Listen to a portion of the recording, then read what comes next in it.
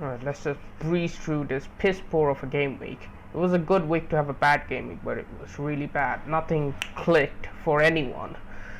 In goal, it's Kepa, he just lost a clean sheet point. Trippier with one. It's again, Newcastle also lost their clean sheet. That's why I benched Botman. And then I played Bueno instead, but what was the point? He got taken off in the 60th minute. At least he made it till 60 this time. Shaw with the 6, good job. Like the only consistent one who's keeping clean sheets.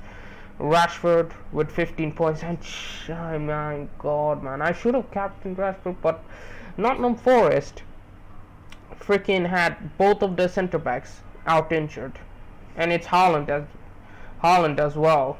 So I just had to captain Haaland, I think. But yeah, you could argue Rashford had the better fixture overall, and he's in better form. Like now I've completely changed my mindset on Rashford. He's now a perma captain if I don't go for a double game weeker. In the midfield, yeah, Rashford, we talked about him. Mitoma with 2. Another disappointing performance. They should have got something against Fulham. Fulham actually won against Brighton, away to Brighton. That's mad. This whole week was a shambles.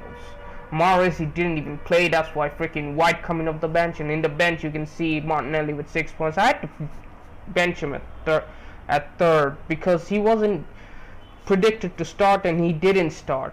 And yet he still came on. Martinez with a freaking error going into the freaking opposition box, even though they were 3-2 down. Like, it's a league match. Just stay in your line, man. Just gave another goal where goal difference matters. In league table, goal difference matters, man. It's not a cup game. So that's when Martinelli just freaking countered them and scored an open goal. Saka with 6, well done. At least he got something, but Odegaard got 1 assist and got all 3 bonus points, so that's another big issue. He's a bonus point magnet. The front 3, Tony, another disappointing show.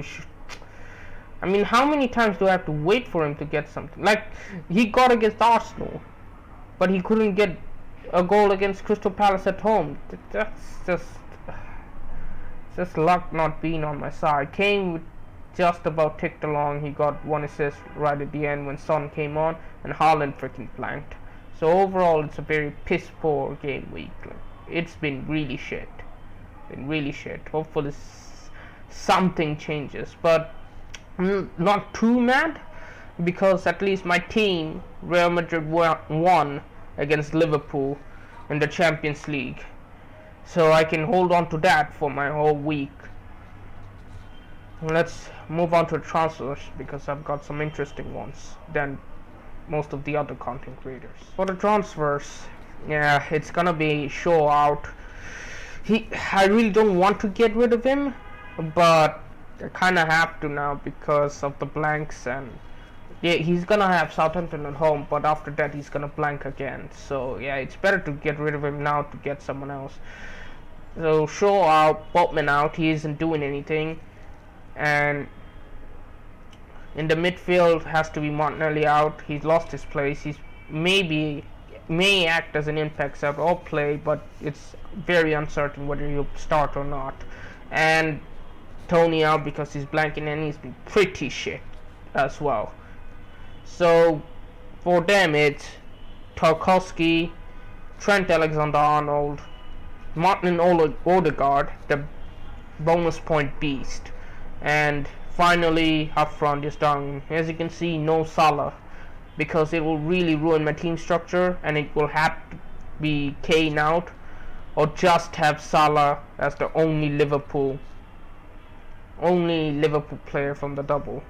It's gonna be one or either of that. So I'll prefer to have Odegaard, Darwin, and Trent over Salah, over for one player. I would like to have these 3 guys over one player, because Kane, I think I will need Kane, because after this the Game Week 25 double, Kane faces Nottingham Forest, Kane faces Southampton, and he faces Wolves. Pretty good looking fixture. He faces Everton as well, but yeah, that's gonna be tough. But Kane just takes along. It's just he's worth that money. He's worth hanging on to, and I plan on hanging on to him. So that's about it. Now let's move on to the team selection. For team selection, I don't feel like there's any necessary to talk about that much. I'm just gonna run through it because the team picks itself again. Kepa in goal. I'm not really expecting for a clean sheet because it's gonna be a tight game. I think both teams will score because it's gonna be a derby match. Everyone scores in a derby. And Kepa, I'm just hoping for some save points. And the defense, it's Ben White, Bueno, Tarkowski, and Trent Alexander-Arnold, these four. Ben White, I don't know if he'll keep a clean sheet or not. He should, against Everton at least. And Trent, these are the two fixtures you expect him to keep a clean sheet on, because they are really good fixtures for keeping clean sheet for any big team.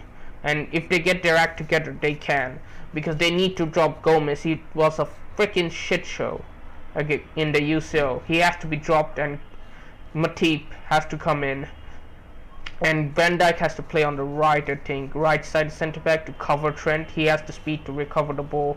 Just make Van Dijk play on the right and Matip on the left, because Trent doesn't like to press. Trent doesn't like to track back. He sees himself more as a wide forward than a defender or right back.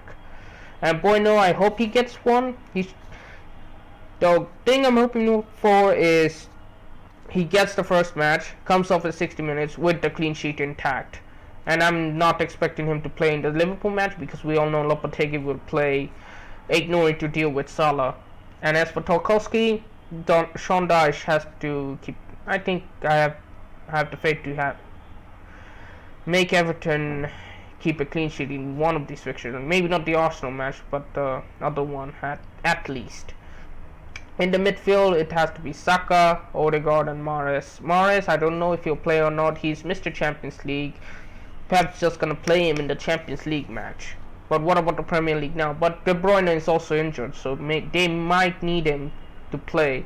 And they've also dropped points against Forest as well. They missed their opportunity. Pep should learn from this, that he should just keep on playing his best 11 every single match to keep their title hopes alive, and not let Arsenal run away with it. Saka, Odegaard, I'm glad to have Odegaard. I'm relieved to have Odegaard right now because of his bonus point. He gets one returning, gets 2-3 bonus points. And Saka, he has to be my captain this week because I don't have Salah. He's the second best choice. And even if I had Salah, I think I would still captain Saka. For me, in my opinion at least, because Arsenal are better in attack. Arsenal have better XG. Even though Liverpool has the fixtures, Arsenal against Leicester, it's like they should score some goals because their XG was really high against Aston Villa, and then Aston Villa, Emery is in charge. They're defensively well sorted out, but not recently. So Arsenal were managed to score some goals to keep their title hopes intact. So Saka has to be my captain, and up top is Kane, Haaland, Darwin. I'm pretty happy with this front three. Not gonna lie, I think this will really serve me well in the future. I'm glad to have Kane. He's gonna tick along. Haaland is a must, and Darwin, his XG is the best out of all the Liverpool attackers. It's just a minute's risk, but I'm happy to take that risk. Maybe he'll score before he gets taken off. He scored a really good backheel goal against us in the UCL. Let's see if he keeps his momentum going. Yeah, that's about it. I think tomorrow is the deadline. I think it's a Friday deadline. I'll probably make these transfers tonight because there might be a lot of price rises tonight. A lot of wildcards and free hits are being played. So the price rise isn't getting too affected, but I think tonight we're gonna see a lot of important players get price falls and price rises. That's about it. Good luck for game week 25. Hopefully I get a green arrow and bounce back from this two disaster of game weeks. Yeah, catch you next time.